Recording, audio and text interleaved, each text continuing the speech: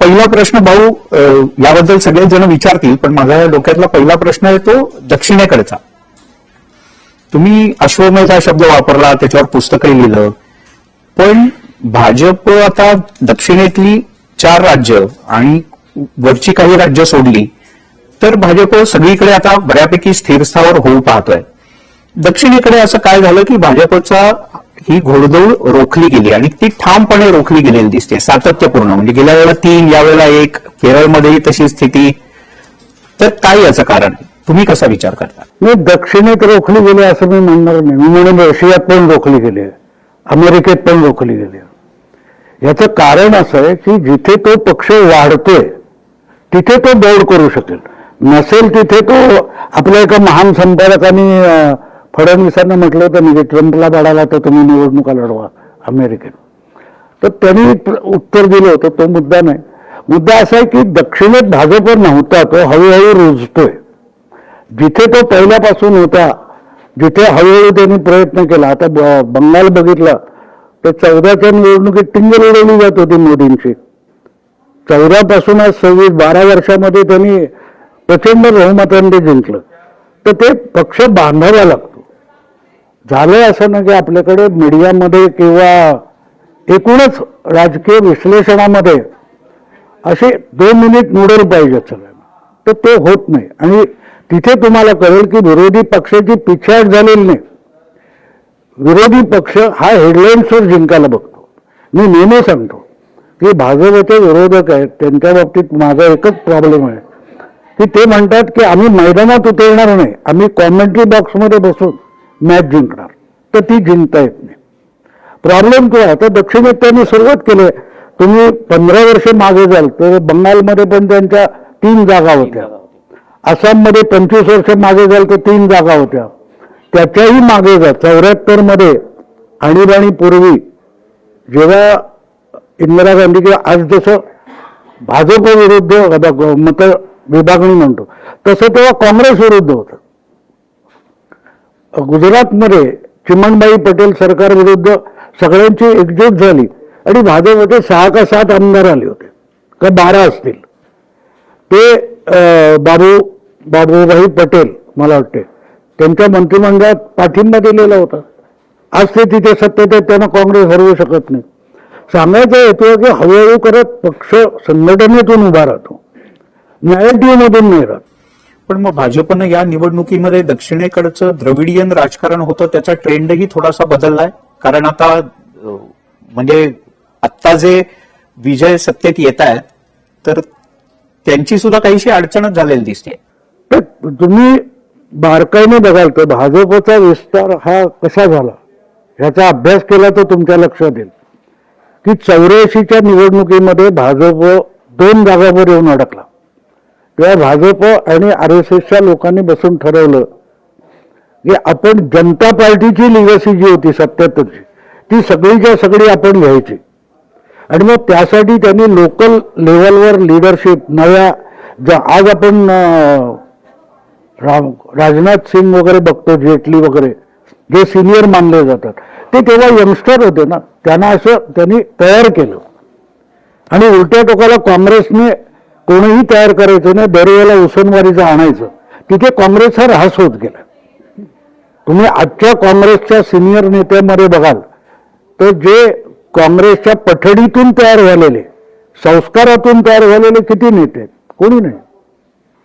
म्हणजे त्यांनी मारलं, यांनी बारसं घेतलं, असा फरक आहे. या पलीकडे आत्ता सुद्धा जे म्हटलं होतं की भाजपने हिंदुत्वाची क्रांती केली, मला नाही वाटत. मी तुम्हाला अत्यंत प्रामाणिकपणे सांगतो की बंगालमधला तुम्ही जे निवडणुकीचे निकाल बघताय त्याचं कारण असं आहे की ती भाजपला मत देण्याच्या वेळी झालीच झाल्या. इतक्या लेव्हलवर तुम्ही हिंदूंना नेलं त्याच्या पलीकडे. त्यामुळे जे गेले ते लगेच हिंदुत्ववादी झाले, कट्टर हिंदुत्ववादी झाले असं बिलकुल नाही. सेक्युलर या नावावर जेव्हा जिहाद चालू होतो तेव्हा मला कातडी बचावायला पाहिजे ना. भाऊ, मला एक छोटा प्रश्न विचारायचा, त्यानंतर मी माझा सविस्तर प्रश्न विचारतो की आयुष्यात कधी भाऊ तोरसेकर पश्चिम बंगालला गेलेत का, किंवा ह्या निवडणुकीच्या प्रचारादरम्यान भाऊ तोरसेकर पश्चिम बंगालला गेलेत का? त्याला धरून माझा दुसरा प्रश्न आहे. नाही, मी बिहारमध्ये पण गेलो नव्हतो. बिहार पण मी आधी सांगितलं होतं 200 होईल म्हणून. तर नाही, हे तुम्ही समजून घ्या. तुम्ही पुढच्या पिढीतले पत्रकार आहात, तुम्ही सिनियर होणार आहात. अनेकांना वाटतं काय ती दिव्य दृष्टी नाही, हे सिंपल आकलन आहे, असेसमेंट आहे. आणि आजचं नाही, तुम्हाला 2013च्या जानेवारी एप्रिल या 4 महिन्यामध्ये एका मराठी दैनिकामध्ये मी 27 लेख लिहिले होते की भाजपला सत्तेत यायचं असेल तर नरेंद्र मोदींना नेता करा. भाजपमध्ये ती चर्चा नव्हती. त्या वर्तमानपत्रावर इतकं दडपण आणलं गेलं की विषय, तर मी त्यांना म्हटलं कॉलम बंद करा, मी लिहायचे विषय बदलणार नाही. आणि जुलैमध्ये ज्यावेळेला भाजपने मोदींना हे केलं तेव्हा सच्चिदानंद शेवडे माझे मित्र आहेत, ते माझ्याकडे आले, म्हणाले भाऊ त्याच मालिकेचं पुस्तक करू. आणि मी त्याच्यासाठी एकच नवा लेख लिहिला, बाकी सगळे ऑलरेडी लिहिलेले लेख होते. त्या पुस्तकाचं 6 डिसेंबर 2013ला देवेंद्र फडणवीसांच्या हस्ते पुण्यात प्रकाशन झालं. तेव्हा माधव भंडारी आणि तुमचे देवेंद्र फडणवीस यांनी पण विचारलं मला की आमच्या पक्षाला गॅरंटी नाही, तुम्ही पक्षाचं बहुमत कुठून आणलं. तर त्यांना मी सांगितलं हे माझं असेसमेंट आहे, मी पक्षाचा नाही आहे. पण तुम्हाला तसं वाटणार नाही का तुम्हाला यावं असं वाटतं आणि नाही आलं तर तुम्ही डायलेमामध्ये आहेत. मी नाही, मी उद्या कबूल करीन मी चुकलो म्हणून. पण माझा प्रश्न असा आहे, त्यामुळे बिहार किंवा बंगालमध्ये जायला लागत नाही. माझा तोच तुमच्याकडे प्रश्न, तुम्ही जर सेन्सिटिव्हिटी असली कधीच गेला नाही आहात तिथं, तर तुम्ही 2 प्रेडिक्शन कसे केले? त्या एका मार्च महिन्यामध्ये साधारण निवडणुकीच्या 2 महिन्यात तुम्ही एक प्रेडिक्शन केलं की भाजप पश्चिम बंगालमध्ये 200+ जातं आणि भवानीपूरमधून ममता बॅनर्जी हरतात. म्हणजे कशाच्या आधारावरती तुम्ही हे? मी फेब्रुवारीच्या पहिल्या आठवड्यात केलं होतं, कारण मला बंगालमध्ये गेले वर्षभर किंवा 10 महिने काम करणारे संघाचे काही लोक भेटले होते आणि त्यांच्याकडून जी माहिती मला मिळाली होती त्या आधारावर त्यांनी मला सांगितलं होतं की आम्ही बंगालची सिच्युएशन 50-50वर आणून ठेवली. म्हणजे आम्ही पण येऊ शकतो, ममता पण येऊ शकते. ही फेब्रुवारीच्या पहिल्या आठवड्यातली गोष्ट आहे. आणि त्यांनी सांगितलं अजून 2.5 महिने आहेत, या 2.5 महिन्यामध्ये आम्हाला 65-35 करायचं. याचा अर्थ भाजप 65% पर्यंत जाईल आणि ममता, आणि तुम्ही आकडे बघा, आकडे बघितल्यावर कळतं ते. त्यामुळे त्या आधारावर मी बोलत होतो. आणखीन आता याला बेसिक आधार काय, तुम्ही जे म्हणता बंगालमध्ये, तर एक तुम्हाला माहिती आहे अनेक हिंदी वगैरे फिरतात तिथे, माहोल क्या है वगैरे करत असतात. त्यांनी घेतलेल्या इंटरव्ह्यूच्या आधारावर मी तो कन्क्लूड केलेलो. ममताच्या घरापासून 3 घरं दूर बसलेली एक 50-60 वर्षाची बाई, ती ज्या पद्धतीत ते मुलाखतीत बोलते ते मुलाखत घेणाऱ्याला कळलं नाही, मला कळलं. का कळलं माहितीये का? धुरंधरचं गाणं आहे ना, आधी बाते आखे बोले बाकी आधी खामोशी कह दे. तर लोक बोलत नव्हते बंगालमध्ये, ते ओळखणं तुमच्याकडे सेन्सिटिव्हिटी असली पाहिजे, तुम्ही माणूस असला पाहिजे. एखाद्या घरात रडारड चालू आहे, तुम्हाला असं वाटेल का माहोल काय आहे, कोणी मेलंय का विचाराल ना तुम्ही. कुठे ढोल नगाडे वाजतायत, सजावट केली आहे, रोषणाई केली आहे, तुम्हाला आपोआप हे महसूस करणं जरुरी होतं की इथे काहीतरी आनंदोत्सव चालू आहे. त्याला माणूस म्हणतात. आणि एक आणखीन जाऊन प्रश्नाचं उत्तर संपवतो. ॲक्वायर्ड नॉलेज असतं ना, हा प्रॉब्लेम असतो. ॲक्वायर्ड नॉलेज आपण जे मिळवलेलं असतं ना, त्याच्यामध्ये आपल्या नॅचरल इन्स्टिंक्ट दाबल्या जातात. अदरवाईज तुम्ही लहान मुलाला कळतं ते आपल्याला कळत नाही. माझी नातीची गोष्ट सांगतो जाता घरात तिथे दिल्लीला एवढं मांजर एक आहे, मग ते काहीतरी खायला घालते, त्याला चटक लावून ते त्याला अंड्याचं आमलेट करून घालतात. ते एकदा तिला घरात नाही घ्यायचं. But she is family. म्हटलं असं? हो, शी इज फॅमिली. म्हटलं तुझं शेपूट कुठे आहे? एवढंसं मूल आर्ग्युमेंट किती परफेक्ट करतं बघा. तो नाही म्हणजे ते लहान आहे म्हणून त्याला शेपूट आहे. माझं आता मी मोठी झाली, ती चाइल्ड लाईक इनोसन्स तुमच्याकडे पाहिजे. मी त्याची आर्ग्युमेंट करत गेलो. लक्षात घ्या, त्या समोरचा माणूस सांगतो ना ते समजून घ्यायची आपली तयारी पाहिजे. आपण ज्ञानी असलो तर समोरच्याचा आपण ऐकत नाही, तो प्रॉब्लेम असतो. भाऊ एक प्रश्न आहे, काँग्रेसचा सातत्याने पराभव होतोय, परंतु त्यांना या पराभवाची कारणं अजून सापडली नाही, त्यांना उपाय अजून सुचलेला नाही. काय कारण काय? उकिरड्यासमोर उभं राहायचं आणि दुर्गंधी कुठे असा पुरावा मागायचा. मिळेल का सांगा? समोर आहे तुमच्या. त्यांनी अख्खी काँग्रेस आणि काँग्रेसचा कारभार हा पिकनिक स्पॉट करून ठेवलेला आहे ना. काँग्रेस सिरियसली काय करतं काय सांगा मला. पहिली गोष्ट म्हणजे भाजपचं कौतुक मला एवढ्या गोष्टीसाठी आहे की त्यांना प्रचंड यश मिळालं त्या बंगालमध्ये, तरीही ते त्याचं इंट्रोस्पेक्शन करतात आणि हरले तरीही नाही. बस तो प्रॉब्लेम. इंट्रोस्पेक्शन करा, का चुकलो. मी सांगतो ना, आता तुम्ही मला प्रश्न बंगालबद्दल विचारला, मी बंगालचे निकाल लागले त्या दिवशी माझा पहिला व्हिडिओ एकमेव केला, कारण मी ते हिंदीवाल्यांमध्ये जास्त होतो, हिंदीत केला तो की मुझे तमिळनाडू का चुनाव समझ नहीं आया. मी कबूल केलं. तमिळनाडूबद्दल माझा अंदाज चुकला ना, तर मी उडवाउडी केली. मी प्रामाणिकपणे सांगतो, मी तेवढं गंभीरपणे तमिळनाडूकडे बघत नव्हतो. आणि मग अशा वेळेला माझ्या डोक्यामध्ये जे पूर्वाग्रह आहेत ते त्यातून व्यक्त झाले होते आणि ती चूक होती. ती मी कबूल एवढ्यासाठी केली की चूक कबूल केली नाही तर दुरुस्त होणार नाही ना. काँग्रेसमध्ये प्रॉब्लेम असा आहे की काँग्रेस चुकत नाही. आणि तो जो नैतिक विजय जो काय आहे ना, तो मी अगदी लहान होतो. मी तुम्हाला माझी आई प्रजा समाजवादी पक्षाची कार्यकर्ता होती, तर तिच्याबरोबर मी असा 6वी 5वीत हाताला धरून न्यायची मिटिंगला आणि मला कळायचं नाही लोक काय बोलतात. लहान होतो अगदी. आणि आमच्याकडे कृष्णा देसाई यांची पुढे मर्डर झाली आणि भास्कर देसाई हे दोन उमेदवार, कम्युनिस्ट आणि हा सोशलिस्ट, भास्कर देसाई यांचा पडलेला होता.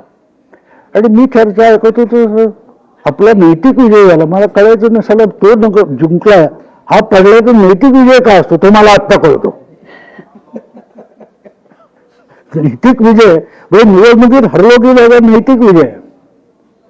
तर तिथे काँग्रेसचा प्रॉब्लेम. काँग्रेसला आणखीन एक उदाहरण म्हणून तुम्हाला सांगतो की आम्ही जेव्हा तरुण होतो, आम्हाला क्रिकेटचं वगैरे आकर्षण त्या वयात असतं, तर गावस्करचं एक विधान मला आठवतं. तो म्हणतो की तो म्हणायचं की वेस्ट इंडिज, इंग्लंड, ऑस्ट्रेलिया यांच्यापेक्षा आमच्याकडे टॅलेंट कमी नाही, but we don't have that killer instinct.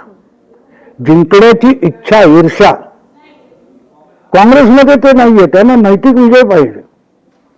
आणि मोदी तर नवस करत असतील जातील तिकडे, त्यांना कायम नैतिक विजय मिळू दे. तेव्हा प्रॉब्लेम काय नाही, प्रॉब्लेम सॉल्व्ह करायचा आहे का, तो प्रॉब्लेम सॉल्व्ह होतो. भाऊ, मुलाखतीच्या सुरुवातीला तुम्ही आता सांगितलं की भाजपकडे जनसंघाची विचारधारा आहे. राजनाथ सिंगांचं तुम्ही उदाहरण दिलं.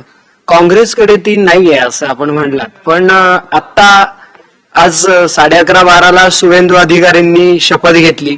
आता 12 तारखेला हेमंता बिस्वा शर्मा शपथ घेतील. हे दोन्ही नेते बाहेरूनच आले. मग विचारधारेतलं नेतृत्व नाहीये का भाजपकडे, किंवा भाजपला गरज का पडते काँग्रेसमधल्या लोकांना घेऊन मग पक्ष विस्तार करायची? आपण आता एनडीटीव्ही मध्ये बसलोय. 10 वर्षापूर्वीचा एनडीटीव्ही काय होता? तुम्ही बाहेरून आलात नाही, बदलत राहत. माणसं तीच असतात, इकडची तिकडे होत असतात. बरं, विचारधारा हे एक थोतंड आहे. कोणाची कसली विचारधारा आहे मला सांगा.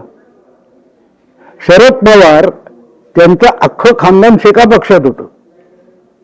त्यांचा सख्खा भाऊ निवडणुकीला उभा होता, त्याच्याविरुद्ध काँग्रेसमध्ये जाऊन पवारांनी प्रचार केला. हळूहळू करत अख्खं पवार खानदान हे काँग्रेसही झालं. मग त्या विचारधारेचं काय करायचं शेका पक्षाचं? तर हे आपल्याला काय म्हणतात, मी याला गळू खाजवणं म्हणतो. गळू येणं ते अवघडवाजी होतं नेमकं, आणि त्याला हात लावायची हिंमत नसते. पण त्याच्या अलीकडे 1 इंच तुम्ही हात लावून गुदगुला होतात. That is political debate.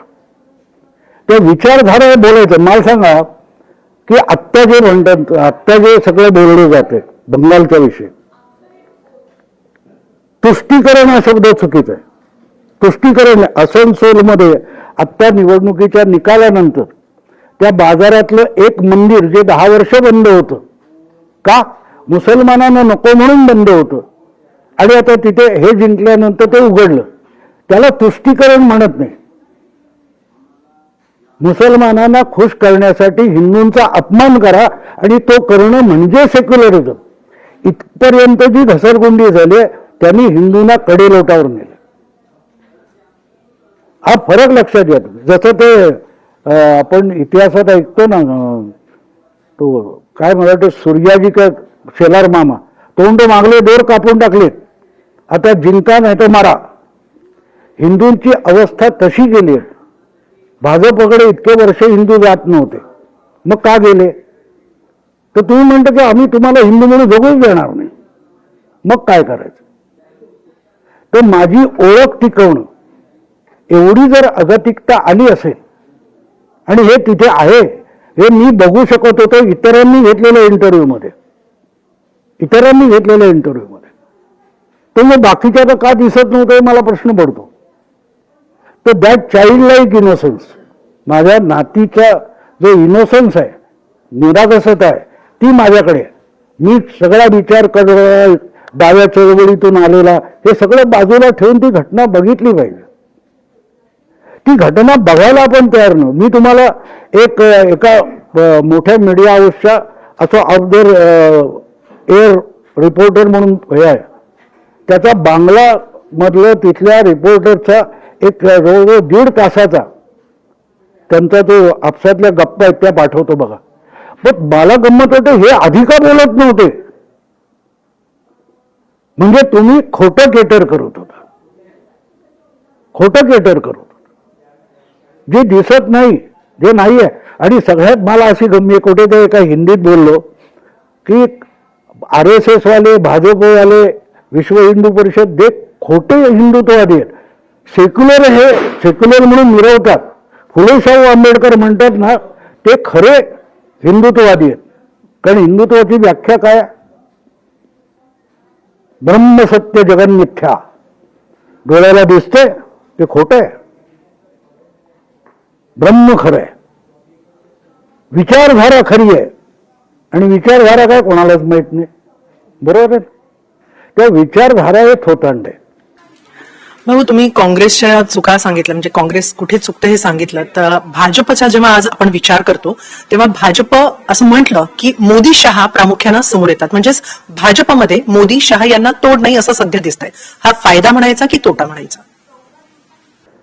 फरक काय नका, सचिन तेंडुलकर त्याच्या पुढे काय होणार नाही वाटत होतं.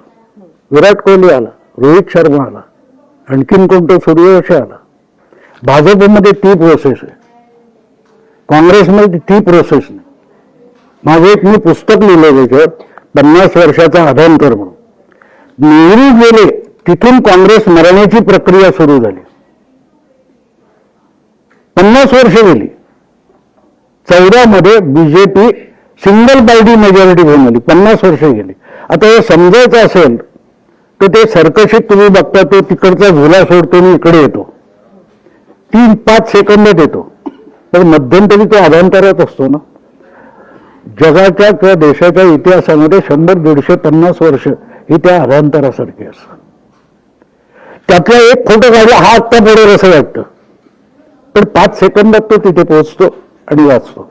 हे समजून घ्यावं लागतं. नेहरूंनी ज्यावेळेला एक दीर्घकालीन चळवळीचा पक्ष होता, त्याला पारिवारिक प्रॉपर्टी बनवली, त्यातून वारसा आला. आणि वारसा तुम्हाला माहिती आहे की नाही, इब्न खाल्डून नावाचा इतिहासकार आहे, तो सांगतो की कुठलाही नातू असतो तो आजोबाचं साम्राज्य बुडवतो.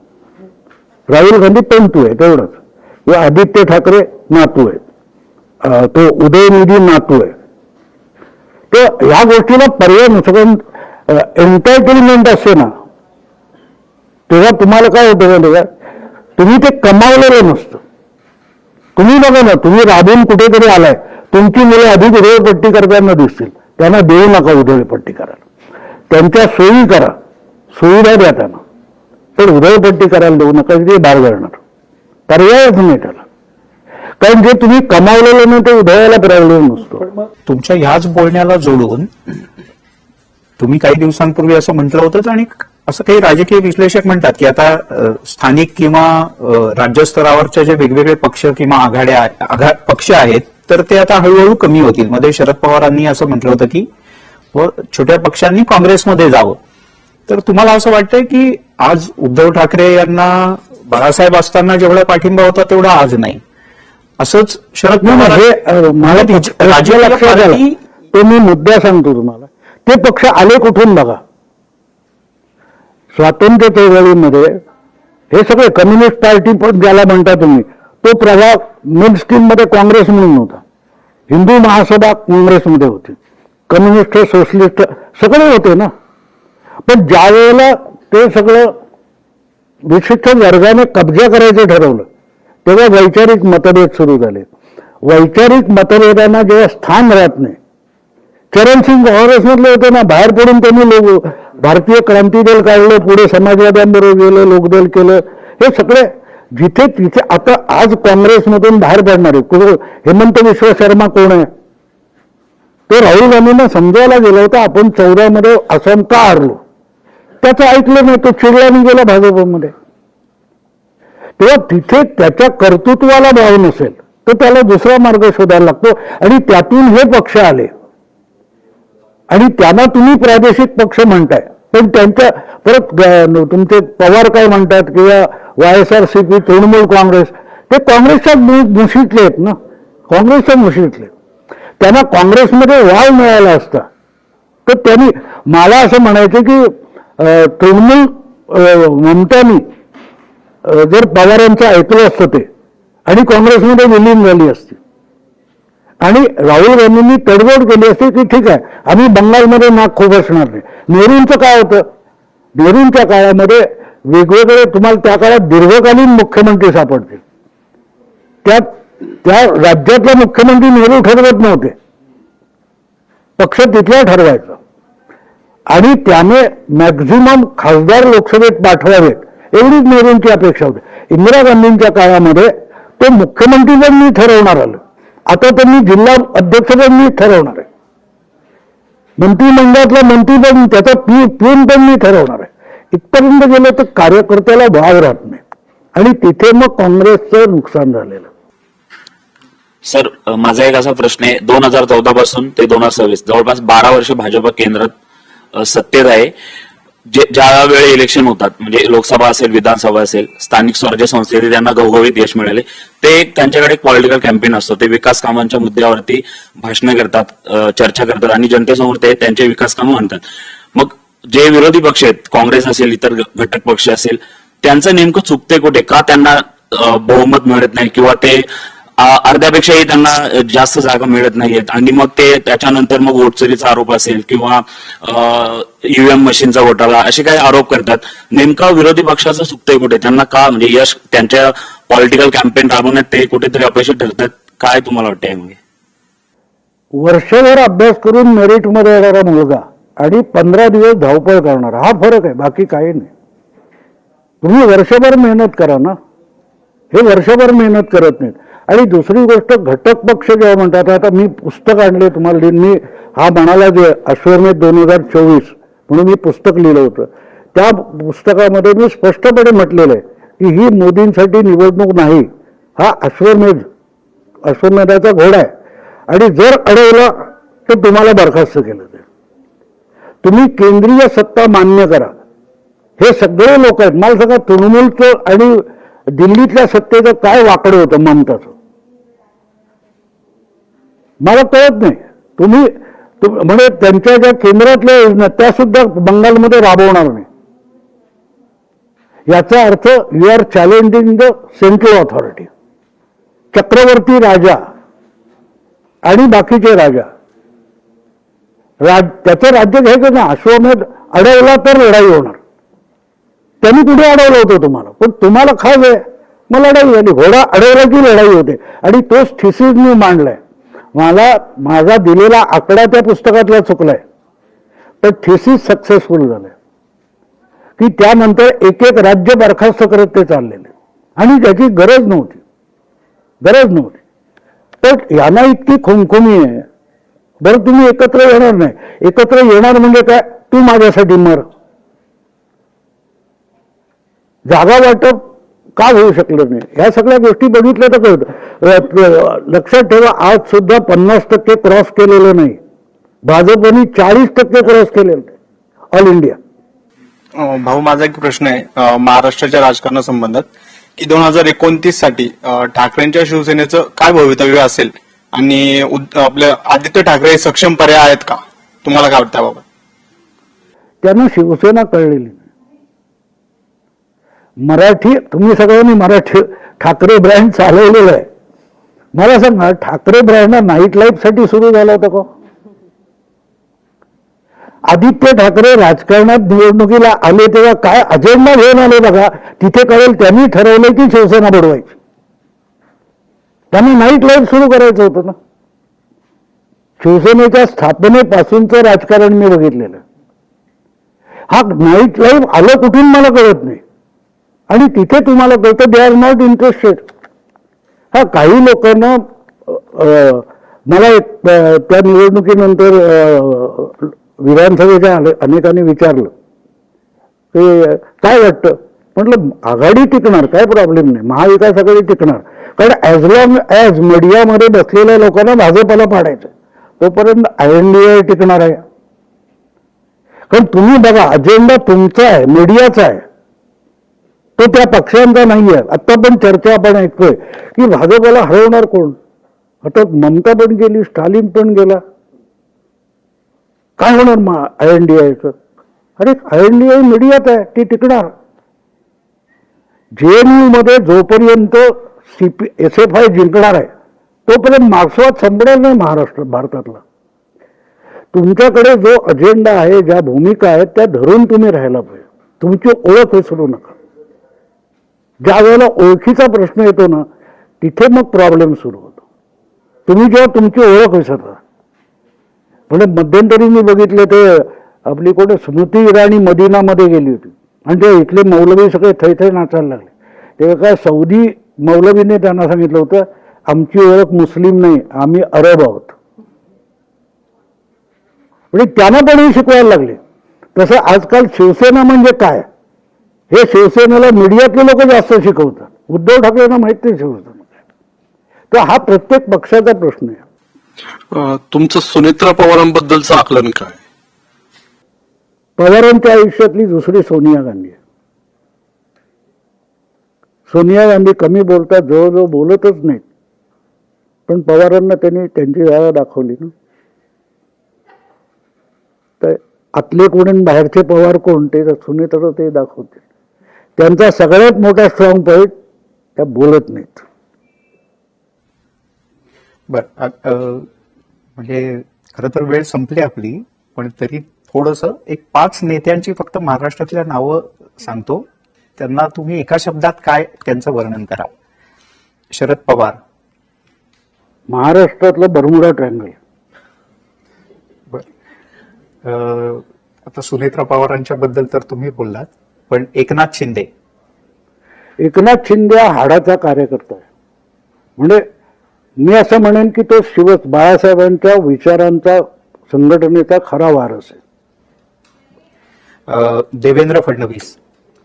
फडणवीस हा आता ब्रँड आहे. एकनाथ शिंदे आणि शिंदे हे भावी महाराष्ट्राच्या राजकारणातले 2 ब्रँड आहेत, जसे ठाकरे पवार होते. उद्धव ठाकरे. उद्धव ठाकरे म्हणजे निराश हताश माणूस. म्हणजे त्यांना काही करावंसं वाटत नाही. आणि राज ठाकरे. राज ठाकरे मला त्यांच्याकडून खूप होप होते, पण तो गोंधळलेला माणूस वाटतो. त्यांना काय करायचंय त्याला अजून सापडत नाही. लक्षात ठेवा की बाळासाहेबांचा देखील जो उदय झाला ना, तो पवार काँग्रेसमध्ये परत गेले आणि जी पोकळी झाली होती विरोधी राजकारणामध्ये, आज महाराष्ट्राच्या राजकारणामध्ये ज्याला अपोजिशन पॉलिटिक्स करायचं त्याच्यासाठी सुवर्ण संधी आहे. पण त्याच्यासाठी लढलं पाहिजे. प्रॉब्लेम काय तुम्हाला जाता शेवटचा म्हणून विनोद सांगतोय. 2 IC पडले होते का बोराच्या झाडाखाली लोळत होते, तर मध्ये बोर पडलं. तर हा म्हणाला, अरे ते बोर जरा इकडे ढकल, खाईन म्हणतो. तो म्हणाला, अरे 2 तास हे गाढव माझा गाल चाटते, त्याला हाकलायला मला कंटाळा आलाय, की बोर कुठे. तर असे जे विरोधी पक्ष आहेत त्यांच्याकडून तुम्ही अपेक्षा नाही करू शकत. तुम्ही हवा भराल. बाळासाहेबांची व्यंगचित्र आहे, शरद पवारांचा फुगा गोविंद तळवलकर आणि माधव गडकरी किती फुगवत आहेत तो. आजच्या पिढीमध्ये दुसऱ्यांच्या नावाने फुगे फुगवले जातात. तेव्हा हे शेवटचं जे होतं ते खास भाऊंच्या शैलीतलं होतं आणि त्याला मार्मिक आणि याचे जुने संदर्भ आहेत त्याच्यामुळे ते भाऊंच्या नाही, मी ओरिजिनली उडाण टप्पू आहे, लक्षात घ्या. आणि ते मी अजिबात सोडलेलं नाही. पत्रकार हा मुखवटा आहे, पत्रकार वगैरे खरं नाही.